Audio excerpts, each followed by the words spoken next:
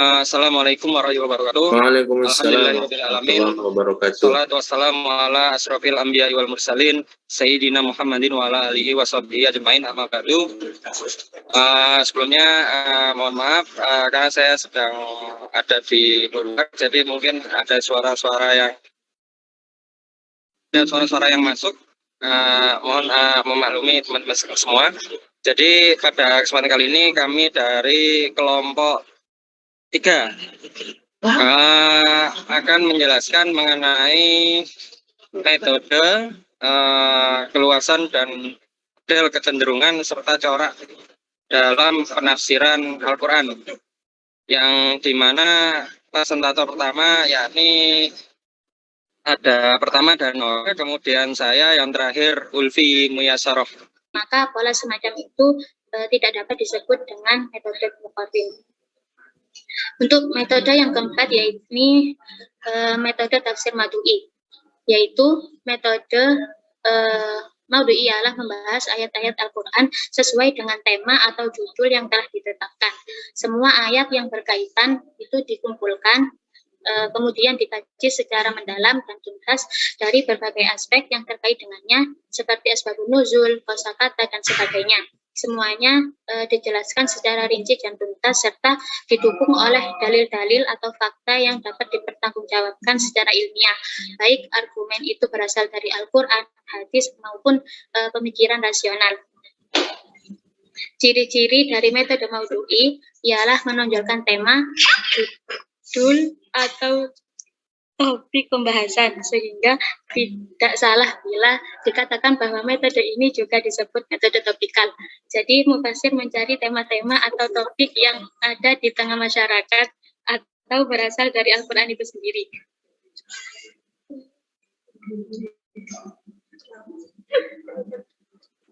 Kemudian tema-tema yang saya dipilih itu dikaji secara tuntas dan menyeluruh dari berbagai aspek sesuai dengan kapasitas atau petunjuk yang memuat di dalam ayat-ayat yang ditafsirkan tersebut. Artinya penafsiran yang diberikan tak boleh jauh dari pemahaman ayat-ayat Al-Quran agar tidak terkesan penafsiran tersebut berangkat dari pemikiran atau terkaan belaka. Mungkin cukup sekian yang dapat saya sampaikan. Saya kembalikan ke moderator.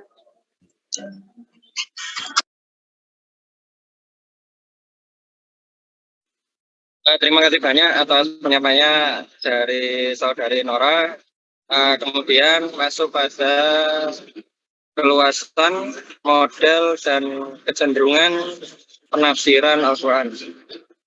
Baik, jika jika dilihat dari segi keluasan penjelasan pada penafsiran, maka setidaknya ada dua macam metode, yakni metode tafsir ijmali dan metode tafsir itnabi. Metode tafsir ijmali ialah penafsiran dengan cara menafsirkan ayat Al-Quran secara global atau umum, yang dimana tidak sampai mendalam dan tidak pula terlalu berbelit-belit atau panjang lebar, sehingga dirasa jika meskipun orang awam sekalipun akan mudah untuk memahami. Kemudian ada pun metode tafsir itnabi, ialah metode penafsiran dengan cara menafsirkan ayat-ayat Al-Quran secara mendetail atau rinci dengan penjelasan-penjelasan yang panjang serta cukup jelas dan terang, yang dimana lebih disukai oleh para cendekiawan. Jadi metode Nabi ini jika dipelajari oleh orang yang masih awam akan serasa sulit rasanya. Jika membicarakan model, pastinya banyak dari kita tahu dan tidak asing mengenai kata tersebut, karena sering kali kita bicarakan. Kemudian jika tidak ada definisi, model ialah suatu bentuk yang dapat memberi ilustrasi tentang sesuatu yang akan dibuat atau dihasilkan.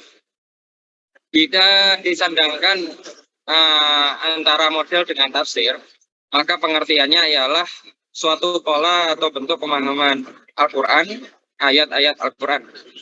Bagaimana eksistensi Al-Quran terhadap dirinya sendiri. Ya,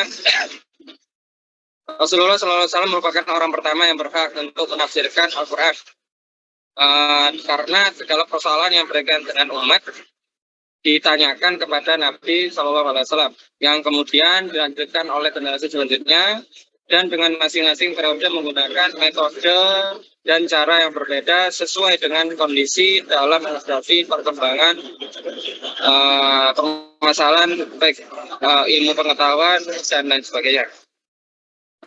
Seorang mufasir dituntut untuk memperhatikan cakupan pengertian serta keserasian makna yang ditunjukkan oleh redaksi ayat-ayat Al-Quran. Di samping itu, ia juga harus mampu memelihara dan mempertahankan semua konsekuensi makna yang terkandung di dalam redaksi ayat serta makna lain yang mengarah pada ayat tersebut. Sehingga bila ada kekhawatiran dalam menafsirkan Al-Quran,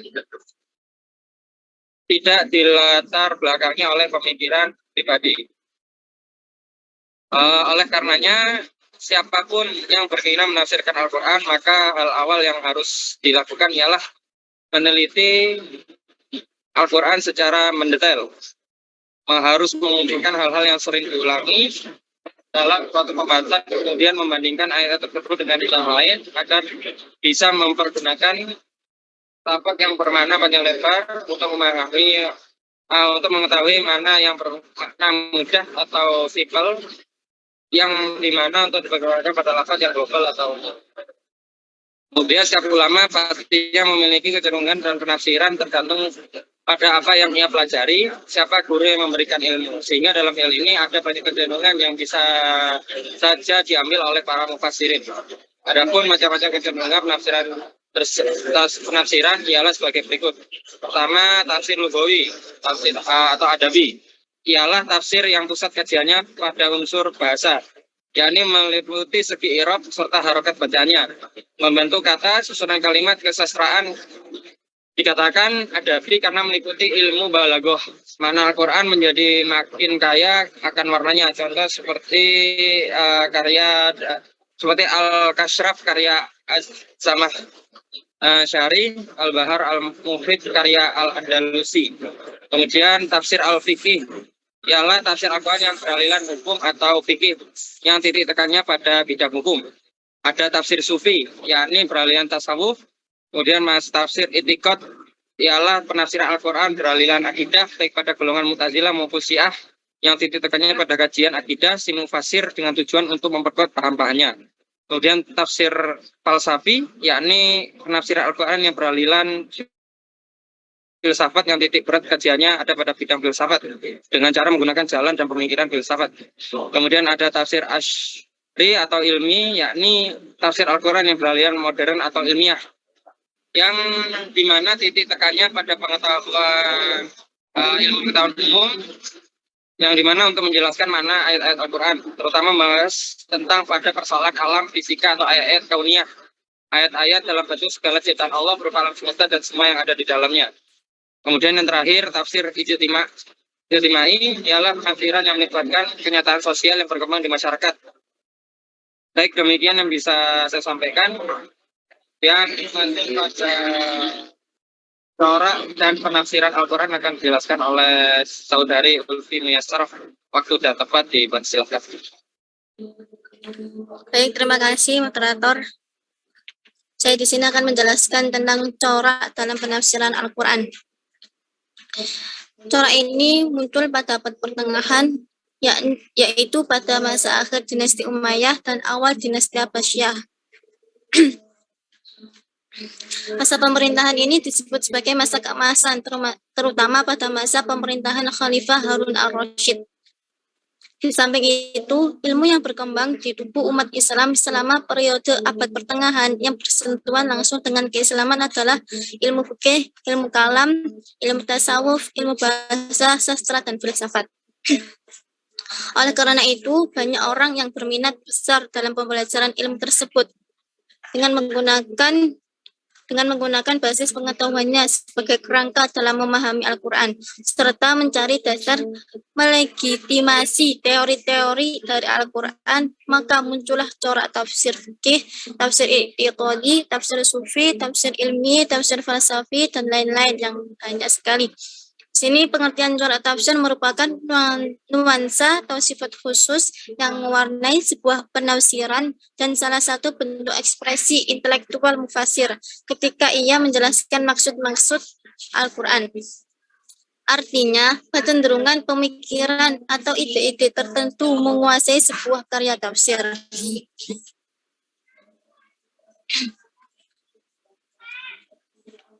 Adapun kitab tafsir yang berhasil dikaryakan oleh sarjana-sarjana muslim pada masa ini adalah seperti kitab Al-Kasyaf, karya Jamal Kharsi, tafsir Al-Jalalain karya Al-Mahalli bersama Al-Suyuti dengan corak lugawi.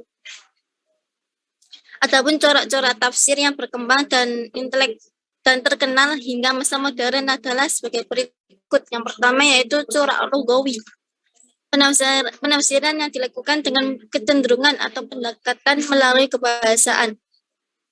Tafsir model seperti ini biasanya banyak diwarnai dengan kupasan kata per kata, mulai dari asal dan bentuk kosakata sampai pada kajian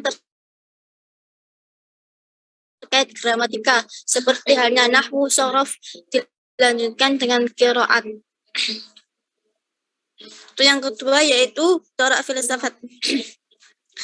Pemicu munculnya keragaman penafsiran ini adalah perkembangan kebudayaan dan pengetahuan umat Islam. Bersamaan dengan itu, pada masa Khalifah Abbasiyah banyak digalakkan penerjemah buku-buku asing ke dalam bahasa Arab.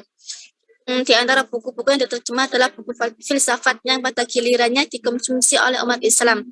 Yang ketiga yaitu corak ilmiah. Corak ini muncul akibat kemajuan ilmu pengetahuan dan teknologi. Oleh karena itu, muncul usaha-usaha penafsiran Al-Quran yang sejalan dengan perkembangan ilmu yang terjadi.